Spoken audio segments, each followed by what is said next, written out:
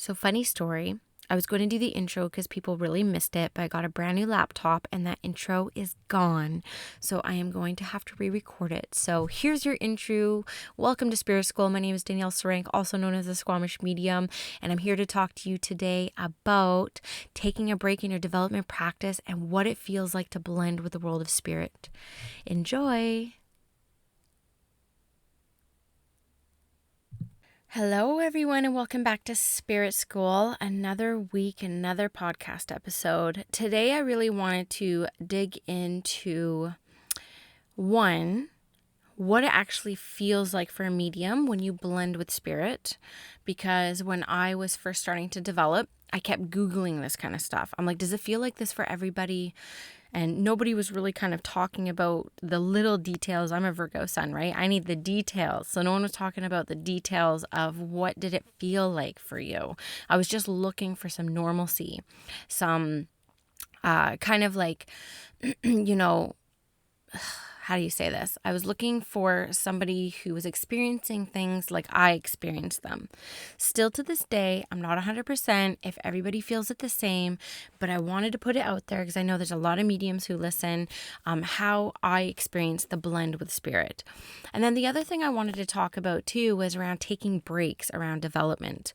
And if you're a service provider, you're a healer, taking breaks around not providing readings for a little while. But first and foremost, I wanted to provide the little personal update. Thank you guys so much for the responses from the last podcast episode. I had a slight vulnerability hangover. I will not lie.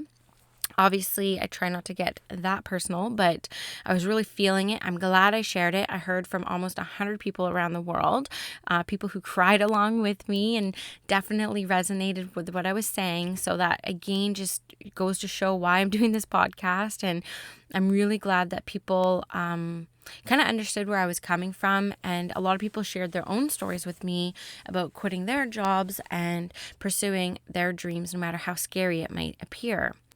So just a small update. I did resign the next day after that podcast episode launched. My resignation was accepted. And I'm just working out my final weeks right now and going into Squamish Medium full time. And I've joined the Soulshine Astrology Mastermind. I'm very excited for that. She's been a huge impact on me. Natalie from Soulshine Astrology. I've had career alchemy sessions with her. I've had just my own birth chart read by her. She's wonderful. But I highly recommend, I have to give a shout out to Mystic Linz. I've had her on the podcast episode before. But if you are looking for an astrology reading, I can't speak highly enough about astrology. I truly think that there's no reading you could get that could be more accurate than an astrology reading. And her astrology readings are amazing. She helped me out of a real bind. I was borderlining a health crisis in the depths of my event planning and, not sure that I want to be there if I want to do Squamish Medium full time. Reached out to her just saying, can you just pull a card for me? And I've never asked friends to do this for me, but I was feeling in an emotional jam. And the girl came through like a 40-minute, she had my chart saved from when she was on the podcast, and she gave me this beautiful reading that got me out of a really dark place. And so I, throw my hands up to Mystic Linz and I throw everyone to her who's looking to look at their chart and astrology. Maybe there's fears that come up in your life or uncertainties or, isms that come up in your life and you don't have a source response to them. I highly recommend you look at your astrology chart, and her readings are beautiful. So go look her up, Mystic Linz, on Instagram. I tag her on everything, so I'm sure she'll be easy to find. But I did, take some steps in my business. I am joining this mastermind. It's all for spiritual creative entrepreneurs. And I have my first digital product launching next week on the full moon in Leo. I'm not ready to talk about it quite yet, but it's all ready and I'm just kind of bundling it all together right now. But it's going to be something very cool that I'm going to put out there, and hopefully people who listen may be encouraged to purchase as I transition to make this business and spiritual practice full time. Just throw that out there. I found that my Chiron is in my 7th house in Taurus, and what I found in my reading with Soulshine Astrology actually was that That typically means that in a past life, I would have continually asked for what I needed in life and I would never get it. So this life, I have a hard time asking for what I need, which is completely true. That's where my wound is. That's where my wounded healer is in Chiron. And so I'm starting now to start asking for what I need. So there you go, facing some fears. So that's my personal update. My husband's super supportive. He's amazing. I'm just trying to take care of myself now before my readings pick up again February 4th. And I'm fully booked until mid-March already, which is great. My business is always thriving. I'm very, very fortunate. So calendar's open mid-March onwards. I think I only have March up there now. And then I'm also going to be posting some mentorship packages. Up till now, I've taken like one-off mentorship sessions, but I'm going to be moving starting mid-March onwards to just do them in 3-month packages. So look on my Instagram at Squamish Medium for info on that. It's going to be a very fair price to start. So get on if you have been interested at all in developing your intuitive abilities or mediumship abilities, or you're a practicing medium and you want to kind of like fine tune a certain area in your craft, then this would definitely be for you. So I'll leave it there. Thanks for listening to all that. And I kind of wanted to get on about what spirit feels like, because again, this is something that I was searching for really early on in my development. I couldn't find. I think back then, the only person really blogging in depth about mediumship was Amanda Lynette Meter. I'm sure if you're a budding medium and you Google shit, you would have come across her blog. Now she's kind of transitioned to selling stuff. So her blog isn't as, I'm going to say this, I'm kind of bitchy, but it's not as interesting anymore because she's like selling hairbrushes and stuff like that on her blog now instead of the mediumship stuff. But she has a huge resource library on there of past articles that are really cool to read. Like I remember one time even Googling, is spirit punishing me because I didn't feel them around me? And she had a blog article on that. And so it really gave me some reassurance and peace of mind. So I thank her for her blog and the work that she did early on. I discovered her in 2014, and I think she was just kind of starting out then, but a really helpful resource for me.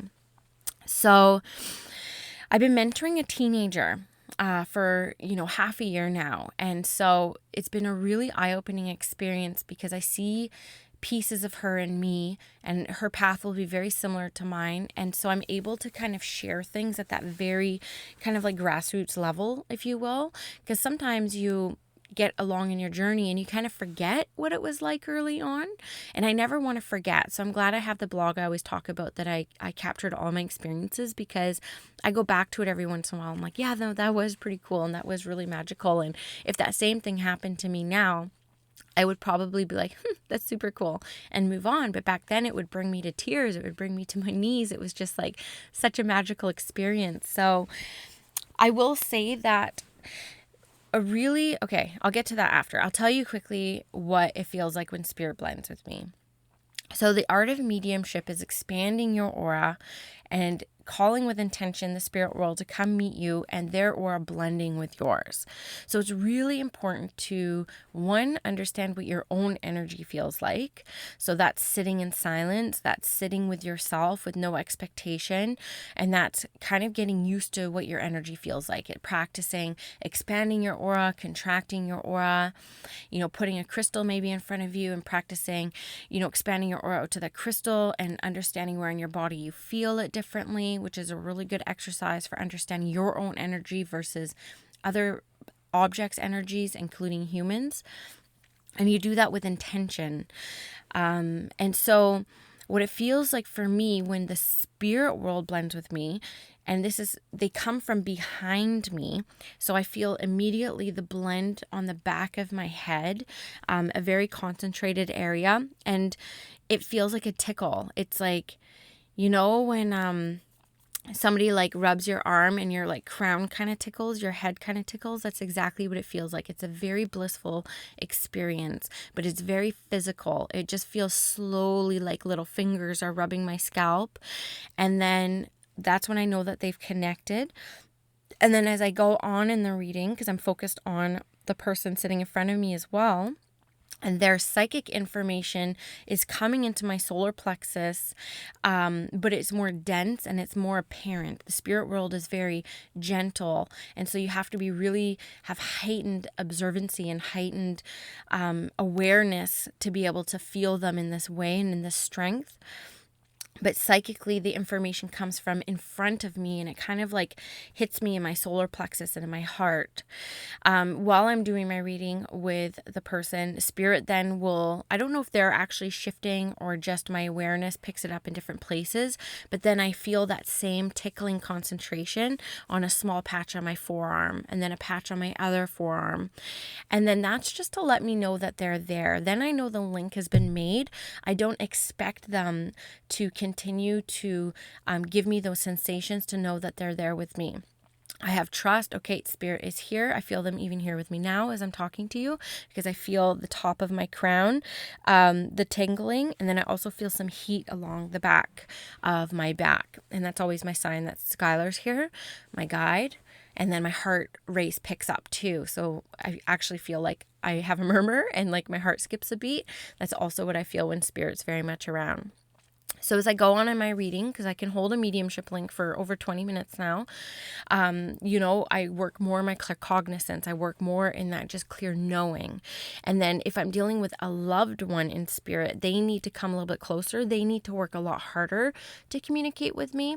And that's where I'll feel on my physical body through my clairsentience, maybe how they passed. As an example, they'll give me a pain in the back of my head, and I'm able now, like I couldn't a year ago, but now I can differentiate between my sign for I had depression or my sign for I had an aneurysm, but it's the same place in the back of my head. Then I get a pain on the side of my head, the right side of my head, if I'm dealing with a spirit who had situational depression. Sometimes this could be leading to suicide. Sometimes this could be just, I was really down about something. That's my sign from them on that. I have on my left arm will go literally numb for 2 reasons. If I had a heart attack, stroke is kind of like the aneurysm in the back of my head, but a heart attack, my arm will go completely numb. And then my hands will go numb if I had mobility issues. I don't know why they don't specifically show me my hands going numb when somebody has arthritis, because that's what it reminds me of. But it's literally like I used to be able to work on my hands and then I couldn't. I lost that mobility. So it's a very physical experience. I'll also get pain across my chest. Also, if I had a heart attack, but more often if I had pneumonia or lung cancer or breast cancer, I'll get that across my chest. Now, the feeling is the same for all 3, but what happens is the clairsentient ability of physically feeling that across my chest, combined with my claircognizance of my knowing, more often than not, I'll be able to know that this is breast cancer rather than XXXX. And if I'm wrong, because sometimes I'm wrong, I just work it out with my client. I'm like, okay, well, they are making me feel things across my chest, and it could end up being something new that I hadn't experienced or I hadn't had a reference for, saying, oh, they fell. And they fell and they couldn't breathe. I'm like, okay, that makes sense. And then I have to pick up new references. Now, the thing is, when you're first developing early on, hearing that no and that you got it wrong will like cock block you.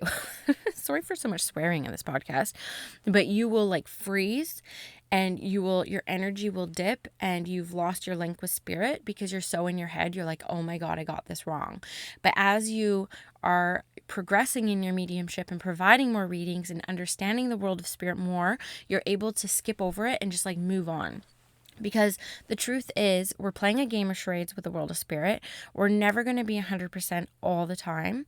Like even Sean Leonard, who, again, I repeat a million times, he is the best medium you will ever see in your life. And he has a show on APTN for us in Canada, the Aboriginal People's Television Network, coming up on February 20th, I believe. So you can see how amazing he is. He gets names 100% of the time. He will get every name correct 100% of the time. But he sometimes stumbles on passings, sometimes stumbles on that clairsentience rather than the clairaudience. So I love to study other mediums because I love to see how they work.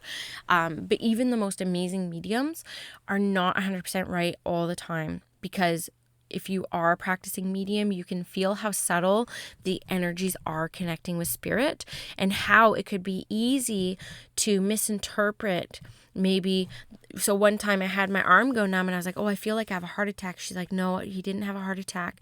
And then I felt into it a bit more. I'm like, okay, Spirit, what is this? And then I told her, I said, I don't know how to describe this, but it's almost like it starts at the tip of my hand and then the numbness moves up my arm. And she freaked out. And this was like 4 years ago. This is probably my like second year of doing readings.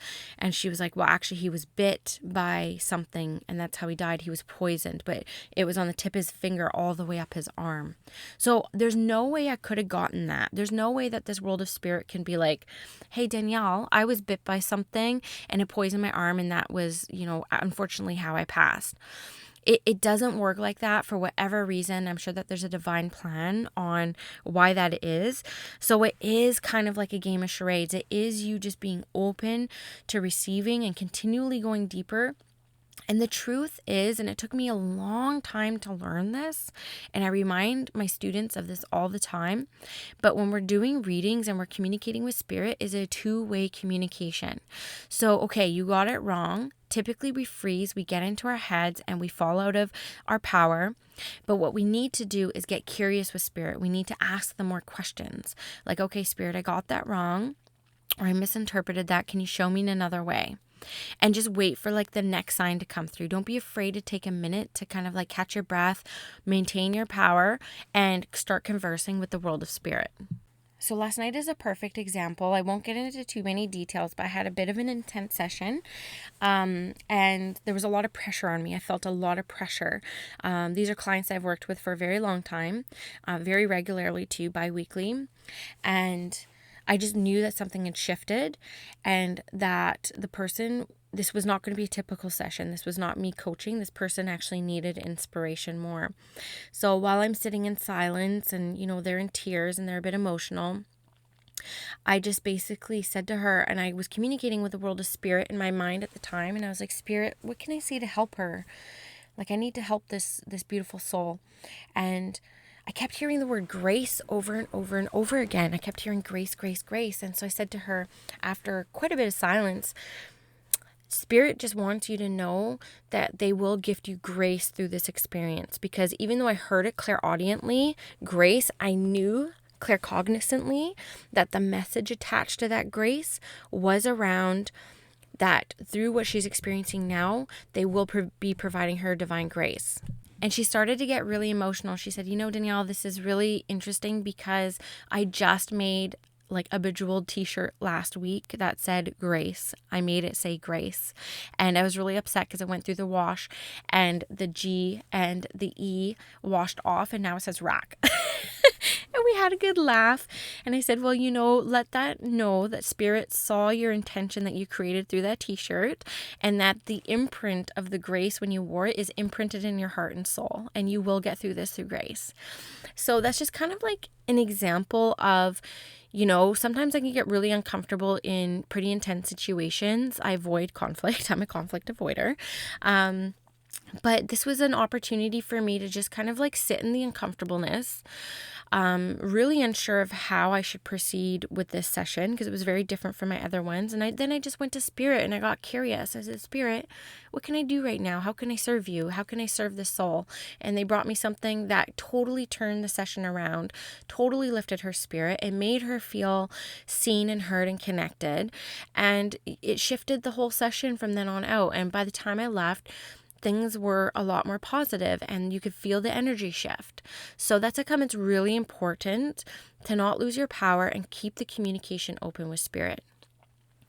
So the way that I describe, spirit initially blending with me and those tickles that I feel, there's nothing that compares to this feeling. It's so hard to describe because it literally feels like you're touching heaven. And with the loved ones on the other side having to work a little bit harder than my guides and angels, they bring me information through very physically. Now, I'm getting a lot more clairaudience lately because I put the intention out last year that I wanted to develop my clairaudience because after working with Sean Leonard for a year, I was like, dude, I need to start getting names. Like, show me what you showed this guy. And I am willing to open to clairaudience. And I have been practicing for a year and I've been very bold in that, but I have not been very successful.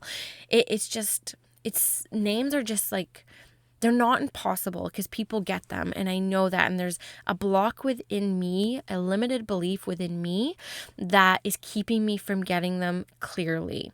So this is not a fault of the world of spirit. Spirit always shows up whenever we're like missing something, or whenever we're, I'm not a medium who gets names, or I'm not a medium who gets clairsentience. That's because it's a choice. It's a block within ourselves that we need to kind of unlock before that magic will come through. So I'm always willing to do the work, continually doing the work, because that's a goal of mine as a medium. I want to be a medium who's known for getting names and dates.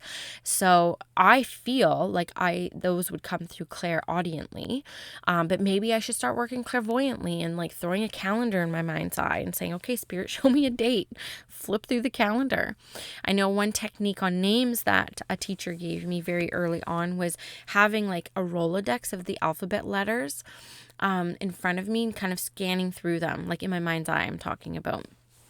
And so stops on L, okay, Laura, Laurel. Like then you could start kind of sounding out what you pick up. So I kind of just wanted to experience that. Now, something else I really wanted to talk about, because this came up in our session last night too, and it can be quite scary because a lot of people who are laying in bed have phenomenons and experiences that they think that they're being like possessed or haunted. I hear this all the time. Trust me, I get all sorts of emails. And this one's very common. Now, and then you also have like these scary falling dreams. So when we rest at night, that's the most vulnerable state that we can be in as a human being. And so our body rests, but our soul doesn't just like sit within ourselves. Our soul goes and wanders. It goes home. It reconnects with our guides. It reconnects with our angels. It reconnects with our loved ones, maybe some pets who have passed. But when we come back into ourselves, that's when we have those falling dreams. That's sometimes when we can have those paralyses. So our body will wake up, but we can't move. And the sensation that we often hear is that there was something sitting on my chest. Now that is so common, it's not even funny. But what that sensation is our soul, our spirit reconnecting with our body. So my dream of reconnecting with my body is tripping over a curb. So it doesn't matter. So what I'm doing in my dream, all of a sudden I trip over a curb and my body jolts, and that's my spirit reconnecting with my body. So I wanted to differentiate that because a lot of people, again, will go to an external source that it was another spirit when it's actually in fact your own spirit. So I don't know what, I wasn't planning on saying that, but somebody who's listening today needed to hear that. So I'm sure I'll hear from you at Squamish Medium on Instagram or squamishmediumicloud.com, but somebody needed to hear that. So there we are. So that's all I'll talk about for feeling spirit right now. A lot of that was, again, through the clairsentience, because when we're first starting out, we need that physical proof and evidence that they are here. So that's how they provide it with us. And when you're first developing, you will feel them a lot more than when you move down the road. You feel them a lot less because they don't need to work as hard to connect with you and for you to believe that they're there. So if you want, because this is spirit school, if you want to experience this more, if you go to a group class or a group setting, you will feel it more because there's a collective power. If you go to a demonstration of mediumship or even an online development circle, the collective power, it will be easier to feel those sensations. But it's really good to practice sitting in the power on your own so that you can get used to your own body's energy. I tell you, you just focus on that one intention, just sit in silence for like 5 minutes every week, maybe just like once or twice a week. Feel how your own energy body feels, and then you'll start feeling spirit around you. You'll start feeling that subtle difference, and then it will become more powerful. So that's that.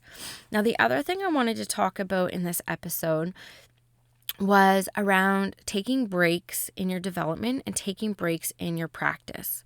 Now, I see a lot of posts come up around this, and, people don't reach out to me too much about this, but I see a common theme in different like boards that I'm on, message boards or Facebook groups. And when I first started developing and practicing as a medium in 2013, and then really opening my practice in 2016, I was scared to take like even a couple days off. Like I felt like I would be disconnected, or I would be showing the world of spirit that I wasn't dedicated if I wasn't providing readings all the time. And then if I took a week off, I would be like freaking out. I'm like, oh my God, will this still work? And it was crazy. I put myself through so much mental anguish going through this cycle. And I would keep going and keep going and keep going. And then I found after a few years that after a while, so my personal cycle is every August and December, my readings kind of like fall flat. It's like my energy's either like taxed out or I just need a break. Like I just need a break to do something a little bit differently. So starting in 2017, I started taking December and August off from doing readings and doing something completely different. So, this December I had my event, so that was different. Wasn't very focused on spiritual things after solstice until February 4th. That's the break I just took, though I am still mentoring my, very committed clients. And that's more mentorship, not so much readings. But here's what happens. One, every time I take a break, every single time I take a break, whether it's a week, 2 weeks, a month, or more. I've taken up to 6 months before because I almost died in 2016, as you know. And so I had to take a 6-month break. But every time I take a break and I come back, I am a way better medium. I am a way better psychic, like super clear, and it's actually easier. And I feel like it's because the world of spirit wants us to have a human experience too and like live life and focus on our marriages and focus on our friendships and focus on filling our cup and rejuvenating and taking care of ourselves and reading books and watching shows that are not spiritually related.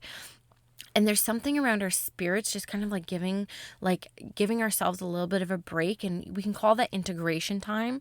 It's like almost like just like integrating everything we just experienced, everything we just learned, like a sponge, letting it like seep between the layers, without any intention or expectations, and just like focusing on a different area of life. And then when you come back, it's like that integration worked and you're able to work a lot easier and you're able to recall a lot more things. Like I think the past 3 days I've been called to do psychic and mediumship things on a whim.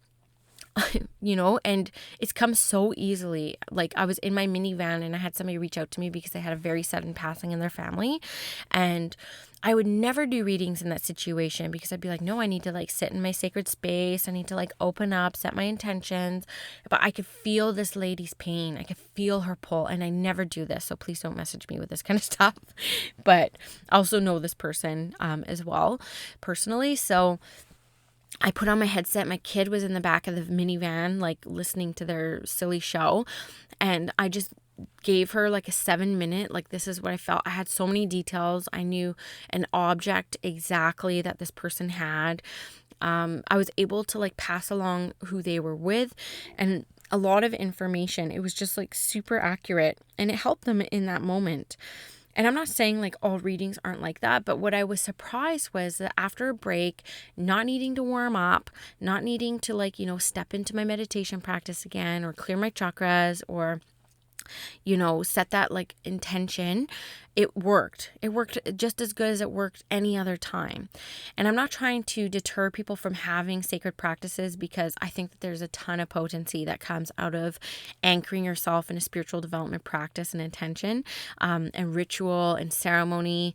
I love that kind of stuff. But I was shocked and it made me feel like, wow, like I feel like everything's so clear right now because I just gave my spirit and my body, my mind a break from this work for a little while. So I'm really excited to step into my session starting February 4th again because I just feel like it's there. I'm like, I integrated, like some shifts happened. Spirit knows I'm 100% all in now. Like, let's do this. Let's, I always say like, I just want to serve and I really want to leave this world in a better place than I arrived in. And so how can I do that through my sessions? How can I do that through Instagram? How can I do that through this podcast? Like, use me. And I just kind of wanted to sum that up by saying, don't be afraid to take breaks. Don't be afraid of being punished or being disconnected because you're not focused or interested on spiritual things for a little while. Really see those times as integration times and just trust that the second you pick up your tarot deck or your oracle deck, or you book a call, or you step back into a development circle, you'll be fine. And everything will pick up exactly where you left off, but even stronger. So give yourself a little break there. I'm saving you about 2 years of anguish that I experienced, hopefully, with sharing that learning and lesson. But hopefully it's helpful for you guys. So that's all I wanted to talk about today. Thank you for tuning in. Please leave a review wherever you're listening to this podcast, whether it's Spotify, iTunes, or Google Podcasts. Please just take a quick second and give it a 5-star rating and maybe even a personal review. It really helps other people find it. I notice now that viewership or listenership has really picked up. For people out there wanting to start a podcast, I highly recommend it. It's really helped me find my voice. Because I didn't really advertise that I had a podcast for the first 5 months, because I'm kind of a chicken shit sometimes. It took me about 6 months to get my first 1,000 downloads. And then it only took about 6 months more to get like 12,000 more downloads. So it's really picking up. I'm getting a few hundred a day now, which is really cool. And I'm very proud of that. I'm very excited about that. So, it's definitely because you guys are sharing it out there, and I thank you for that. And if you do, tag me on at Squamish Medium, Squamish Medium on Instagram, but also leave a review because it bumps things up in the charts and more people can find this magical podcast. All right. Have a good day. And I have some really exciting interviews coming up. I'm interviewing one of my business coaches, Jacqueline Shaw of The Wild Femme, to talk about pricing yourself in spiritual work, and why that's such a hang up for so many of us. I have my end-of-life doula teacher Tracy coming on to talk about bedside phenomenon, regrets of the dying, needs of the dying, and kind of the whole work of the death doula field. So she's coming on. And then I also have this girl that I was in a development circle alongside with for 4 years. Her name's Nicole Newman, and she has a fascinating development journey. I've always been fascinated with her life. She goes to California, she goes to Arthur Findlay College, she goes to Ireland, she goes everywhere to learn and absorb about mediumship. And now she opened up her own studio called Love of Avery Kind in White Rock. You have to check it out if you're in the Lower Mainland, because she always has teachers there. She always has demonstrations going, circles. It's a really cool studio. So go check her out. But I'm going to interview her because I'm fascinated. One, how much have you spent on your development? 2, where is all the places you've been? Who's the coolest teacher? What's the best lesson you've learned? Who's the best medium you've seen? I want to ask her all these questions because she has seen so much. So those are all interviews coming up on the podcast. So look for those, and we'll check you later.